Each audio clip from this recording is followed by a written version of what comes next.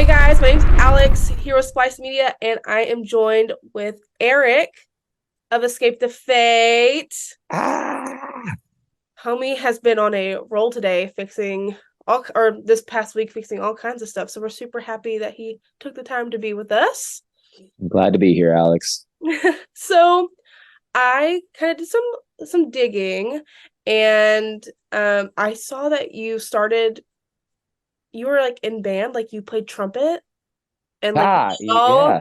now you well you kind of do a little bit of a lot of instruments for a lot of different bands, but like how do we go from you're a band kid trumpet playing dude and now you're in a rock band or several? How what's that pipeline? Wow. Wow. So strap in. We're gonna go for just a minute here. Okay. So yeah, I grew up like with music being around. I didn't have like musical family per se, but my mom would play piano and I always loved it. She always played this song from Rent that I'd always beg her to play all the time. So it started kind of like pulling out a passion for music performance there for me before I was even necessarily that into music listening, honestly. So I didn't really have like a big upbringing of getting told like here's all these rock bands and these pop artists, here's what's on the radio. I didn't really grow up so much like that. I just kind of grew up to being like, I really like how this piano sounds, play that again, that was really cool. So I got into like middle school, I decided to join band.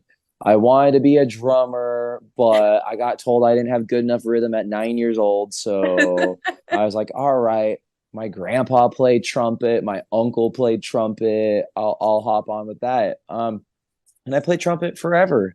I took it all the way through high school. I did marching band. I tried out for drum corps and I took it into my first year of college.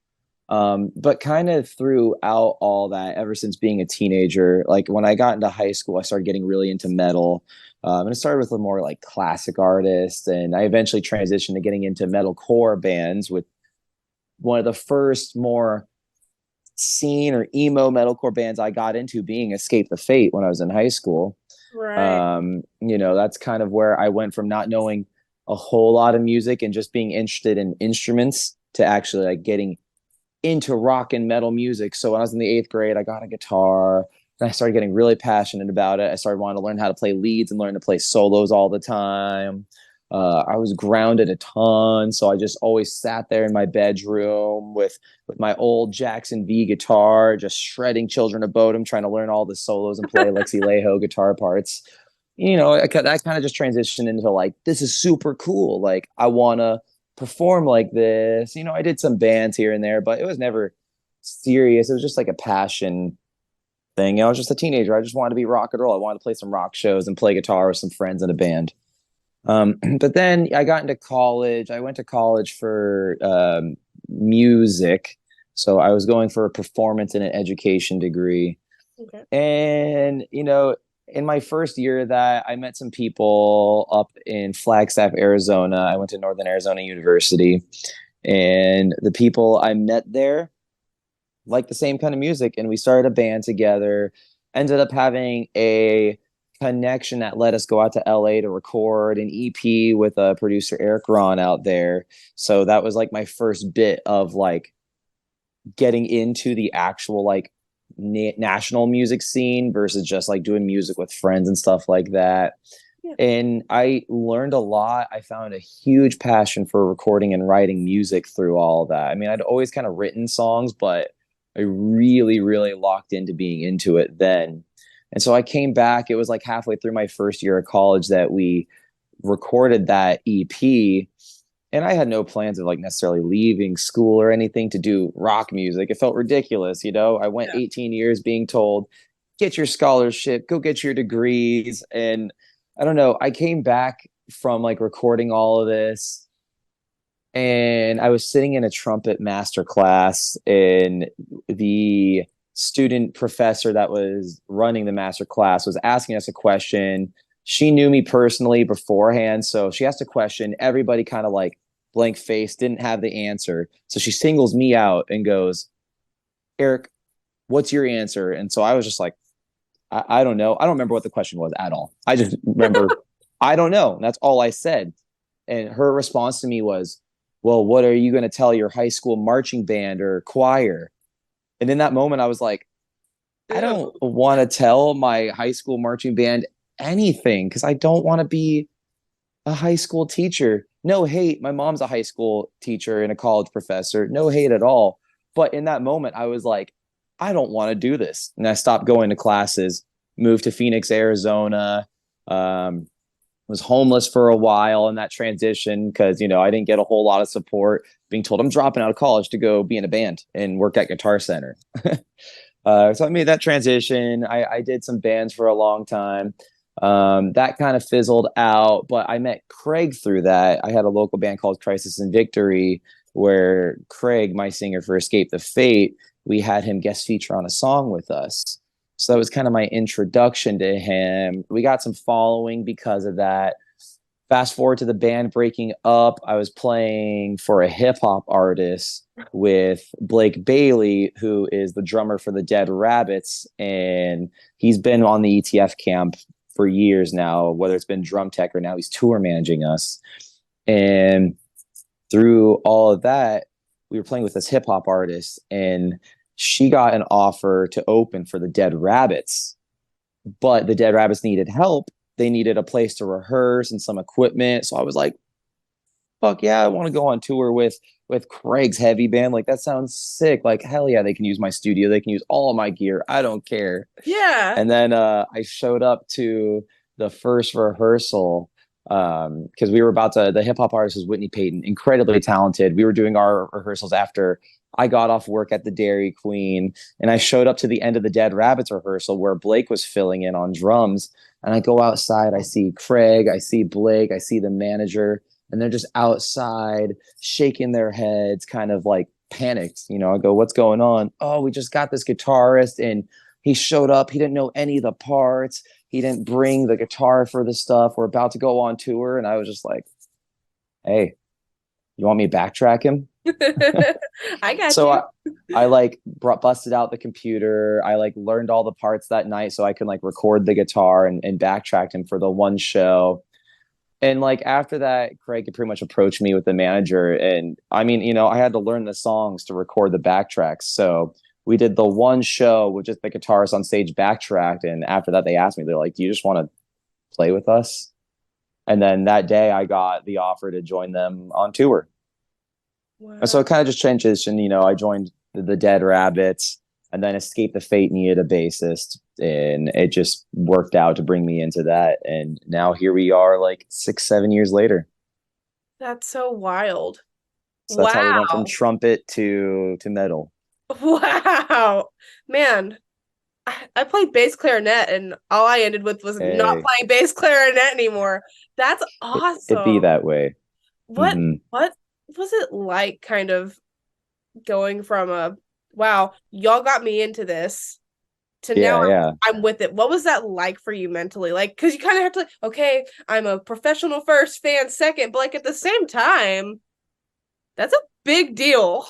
Yeah, no, I was just fan all the way through, even on joining. And it was really surreal too, because the album that like really got me into this kind of music was this War Czars.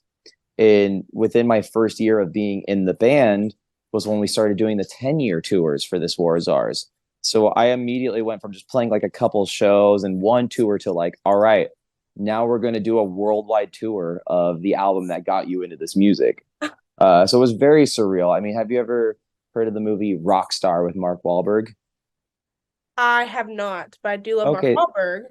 so it's a movie of this singer where he's in a cover band. He's obsessed with this band Steel Dragon. It's all he wants to do. The band kicks him out because he is too obsessed with the band he's idolizing. And then he ends up joining the Steel Dragon. So the whole movie is just him like it starts off, he's just very excited, very kind of green, overly excited about everything. And the band's just kind of like, this guy like he's not jaded enough yet. He's too upbeat. And then, he becomes a rock star as things go on, goes through the whole cycle. I feel like I've had a lot of like similarities and feelings and like evolvement into that where it started off as like oh my God, I can't believe I'm here. Wow, I looked up to these guys since I was a teenager, to like, yeah, I'm in this. This is rock and roll. I'm a rock star now. So now where it's just like, I'm so happy to be doing what I do for a living, and I'm happy to be a part of this. And making music with these people is the coolest thing ever. You can really tell that too, because in your Instagram posts, especially the ones here recently, I've noticed you've been calling out the things you're thankful for. And that's so just wonderful to see, like all the and the gratitude that you express. And I think even if you were Oh, an original member, that's just because you kind of are in a way. You've been there for a hot minute. I mean, let's be real, Escape yeah, the State has had some cycles of people in there. So if for you've been in sure. there, like you've been in there a hot minute, it's just Yes. really, it's really sweet to see like how just Hey. grateful you are, and it looks it's really well received. Kind of breaks that barrier a little bit too, like you're people, you're people, you know, it happens to y'all too, so it's just kind And of nice. people. Yeah. So as a fan, like once yourself, and Escape the Fate has a pretty dedicated fan base. I mean, we've been riding in these trenches forever now. um Yes, yes.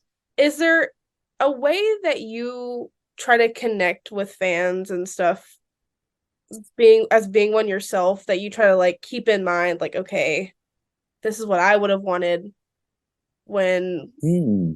you know what I mean, like when you're at your VIP, Yeah. do you try to like make it more special in a way, being in their shoes at one point?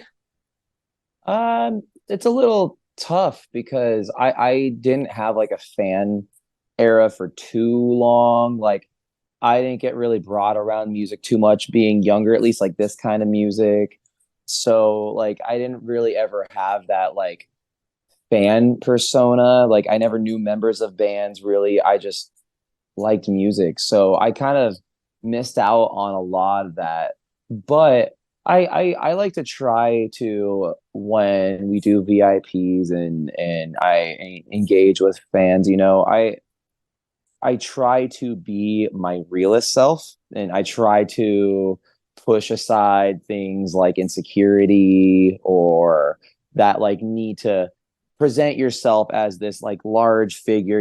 I try to just, when I'm in those one-on-one or very intimate interactions, I try to just get through all that and just be authentic. And I Yeah. feel like, I mean, I'm sure maybe some people want some crazy zany things to happen, and might want me to be a bit of a psychopath, but I like to just try to be authentic and let people get to know me and the rest of the band for who we are. Yeah. Yeah. That's awesome. So what advice would you have for like aspiring musicians, as you once were, like looking to pursue a career in music? Never stop, never stopping, Yes. and lose the ego when it comes to music has lately been a common theme I've had. I work as a producer outside of touring with the band, so I'm working on other people's music. I'm writing music for other people. I'm producing other people's songs. And ego is the biggest defeater, because ego will prevent you from growing. It will prevent the best product and being able to learn, from being able to come out. And so, with that, when I talk about the never stop, never stopping, you also hit that ego of like, well, everything I'm doing is perfect. So I'm just going to stop trying because everything should be handed to me.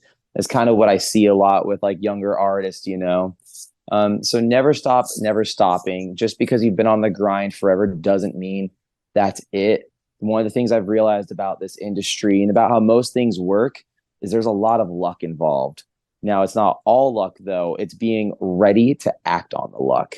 So you need to Oh, put yourself in a position where when those opportunities can arise, you need to be able to act on it and keep yourself in areas where those opportunities can arise. So for me, being like a local band, it was working really hard at the promoters to make sure I was friendly with the promoters in the area. So I got to start getting on better shows. And I used that to make connections with different artists and managers. And that kind of slowly built up the connections and put me in a place where I needed to be, where when the opportunity came, like me getting off work at Dairy Queen, showing up to Craig, Blake, and the manager outside scratching their heads, I Yeah. was ready.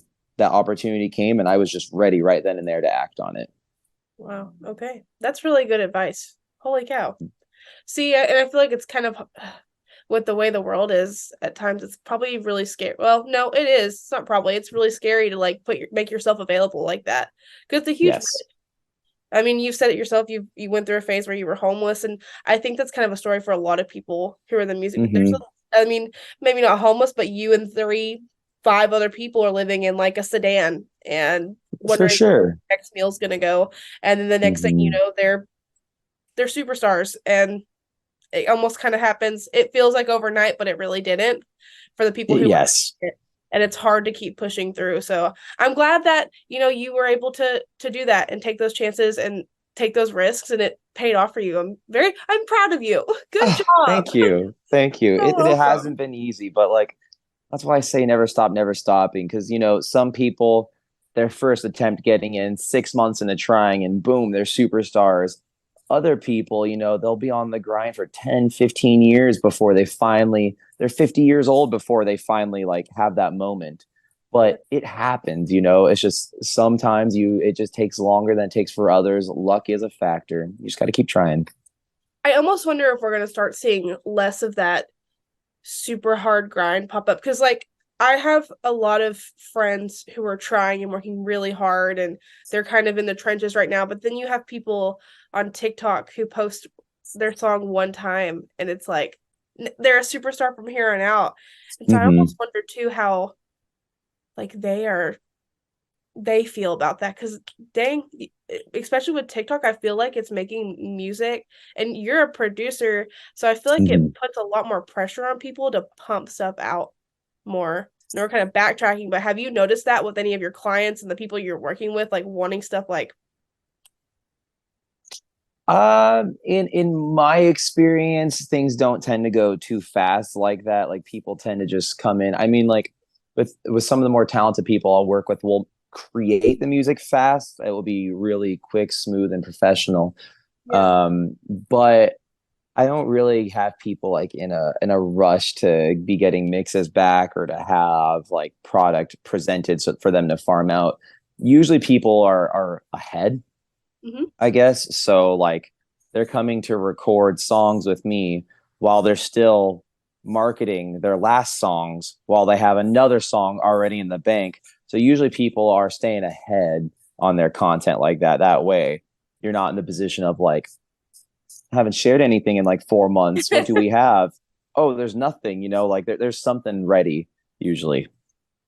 That's so cool. I was playing with GarageBand the other day, and I was like, I don't get how people do this. I don't know how any of this works because I've interviewed Yeah. a couple of bands who like also produce their own stuff. Like, I'm curious as what they look at all day. I'm like, I don't know what any of this means.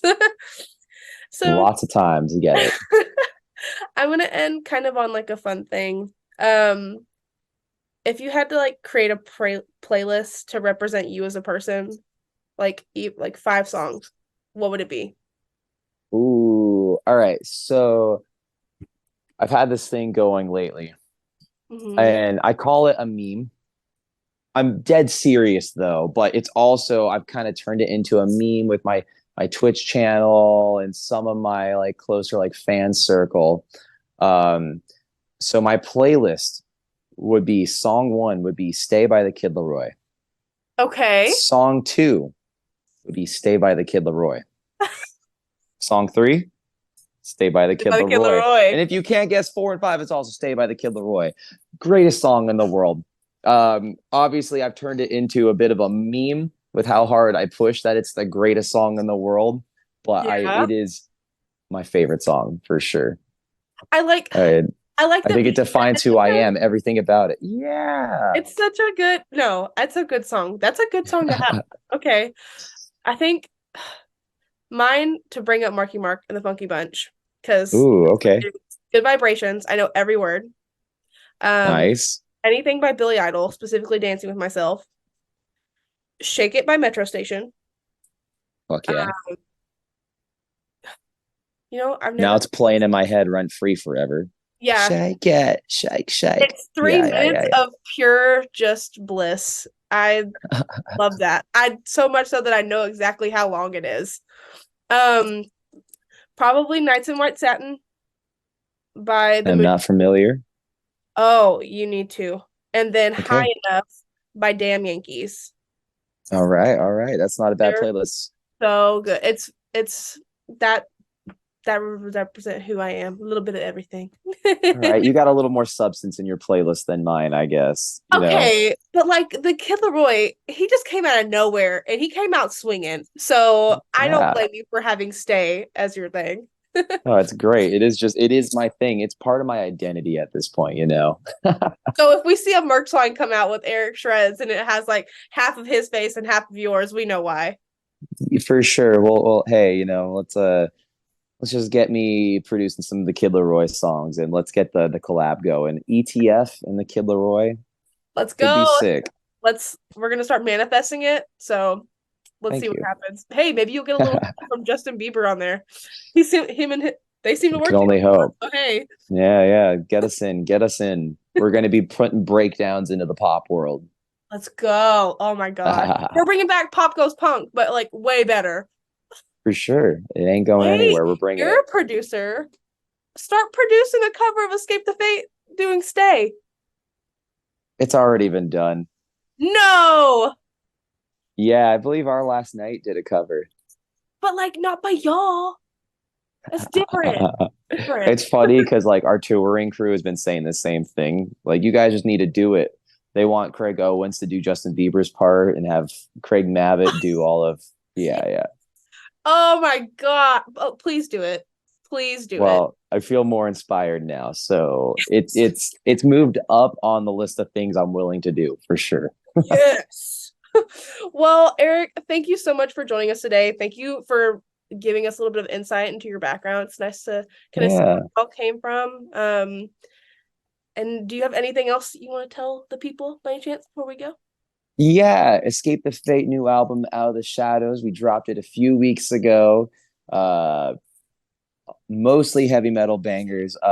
Very, very proud of this record. I think it's the first record in a couple cycles that the whole band actually was very involved in terms of it being a more group effort versus kind of just showing up and songs being written with all these co-writers and all that fun. It's band music and we're a rock and metal band. It's called Out of the Shadows. A lot of us went through a lot of really hard personal things at the time. We started writing the record towards the end of COVID. We had all dealt with some like personal issues, loss, and we really needed to pull ourselves out of it as a band and as individuals. So Out of the Shadows, the whole theme about it is coming out of the shadows and into the light. So we're very proud of it. And if anybody needs help finding their way out of the shadows, I think that this record will be a great inspiration and a great soundtrack for coming into the light. Well, Eric, we all love it. We're so excited to hear it live in Dallas from our Dallas peeps. They're going to be here this weekend. Ooh, So go ooh. see them. We got some homies. Last Night of Solace opening up for them, some local homies. So y'all go check them out. Eric, thank you so much again for being here with us. And we look forward to hearing from you again soon. Hell yeah. Thank you, Alex.